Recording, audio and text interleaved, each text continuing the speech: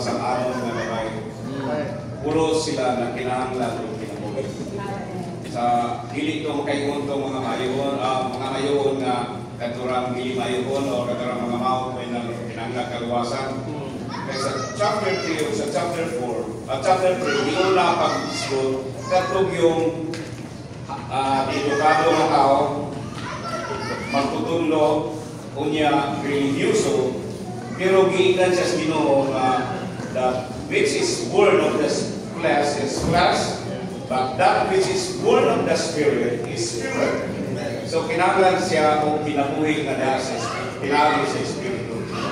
So ang ating time si Nicodemus nakaibalora sa Diyos sa doktrina pero wala siya kinabuhi diya sa espiritu. So kinahanglan siya iyan ang pag-usap.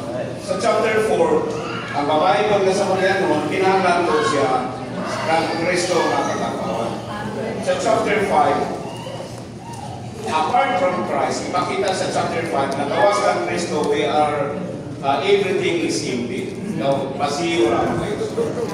Niya sa chapter 6, nilang ta pasiyo, gutom pag kusa, we need Christ as our food. Salamat sa Ginoo mga ison. Ingon siya na siya ang buhing tinapay na nanawag sa langit. Ang kinsa na tumukaon niya, mabuhi ni tungod niya. Salamat sa Ginoo nga atong Ginoo di lang siya kinabuhi, sangka pag-iod sa Amen. Dayo ng Ginoo. Kung ako siyang ma-enjoy, ako siyang mapaymuslan na kinabuhi o sangkap sa kinabuhi. So we are enjoying and experiencing Him. Dayon, eventually, we are expressing God. Yan, salamat sa Ginoo mga igsoon. Niya ang pinakasintrong punto sa pasahod sa chapter 6 sa dyan, mao nga siya mo ang kinapay sa kinabuhi. Yan, siya kalanon, siya ang kinapay sa kinabuhi na naghatag sa kinabuhi ngayon mga igsoon. The strongest and strangest sentence is John 6:57. As the living Father has sent me, and I live because of the Father, so he who eats me shall live because of me. Ano ang strengths? Tarang kuwan kayo. Strengths o strong kay kanang siya ay makaon niya ang pagkaon niya moray palagyanan na mabuhi punta sa iya. Dahil ng Ginoo, this is not a matter of the flesh, but of the Spirit. Kaya ingon siya sa John 6:63, the words that I have spoken to you is our spirit and our life. So, it is by His spoken words and by the Spirit that we enjoy Him as our life supply. Dahil ng Ginoo, my son, praise the Lord, that ang pagtaymulos ka niya, mao'y pagdawat niya. Ang pagkaon niya, dili physical o dili ang pagdawat kung kinsa siya na kung sa iyang diagyan, kung sa iyang nahuman, pinaagin sa pagdamit sa akong espiritu, iha sa pulong mga igsoon na pinapagbasa ang ko sa iyang pulong. Men assimilate, na dawat ako siya o nahimong atong enjoyment. Dahil lang Ginoo atong ginawa na ingon na siyang espiritu na naghatag sa kinabuhi.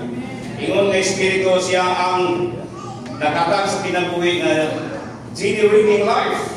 Nagpalubwa na patubo sa kinabuhi. O naapo din ang redeeming life. O naapo din ang overcoming life.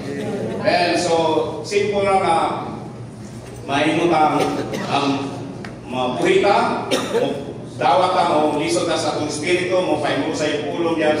Dayon, mabuhi ka siyang kinabuhi, makapaimulos na niya. Makapaimulos ko ta sa redeeming life kay kinahanglan tao pagtubos mga igsoon.